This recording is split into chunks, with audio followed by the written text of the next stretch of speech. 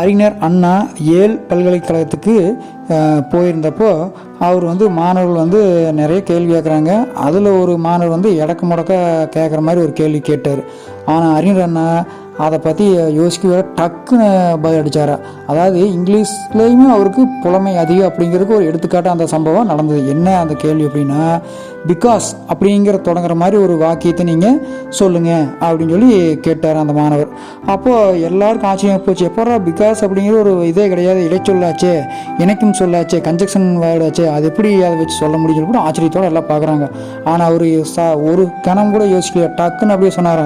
என்னென்னா, because cannot be the beginning of a sentence because is a conjunction அப்படின்னு சொல்லி சொன்னார். அதாவது பிகாஸ்னா ஏனென்றால் அப்படிங்கிற பொருள் கொண்டது. அதாவது அதுக்கு அவர் சொன்னதோட தமிழ் பொருள் என்னென்னா, ஏனென்றால் என்பது ஒரு வாக்கியத்தின் தொடக்கமாக இருக்க முடியாது. ஏனென்றால் என்பது ஒரு இணைப்பு சொல் அப்படின்னு சொல்லி முடித்தார். அங்கேருந்து எல்லாம் அப்படியே வாயடைச்சு போய் நின்னாங்களா, ஆச்சரியமாக அவரை பார்த்தாங்களா, அவரை மிகவும் பாராட்டினாங்களா. இந்த சம்பவம் மூலிமா நம்ம தெரிஞ்சுக்க வேண்டிய விஷயம் என்னென்னா, நம்ம நல்லா கற்றுக்கிட்டோம்னா, கல்வி அறிவு நல்லா இருந்ததுன்னா எங்கும் எந்த ஒரு சூழ்நிலையும் நாம் எதையுமே சமாளிக்க முடியும் அப்படிங்கிறத நல்லா தெரிஞ்சுக்கணும். கதை கேட்ட உள்ளங்களுக்கு மிக்க நன்றி.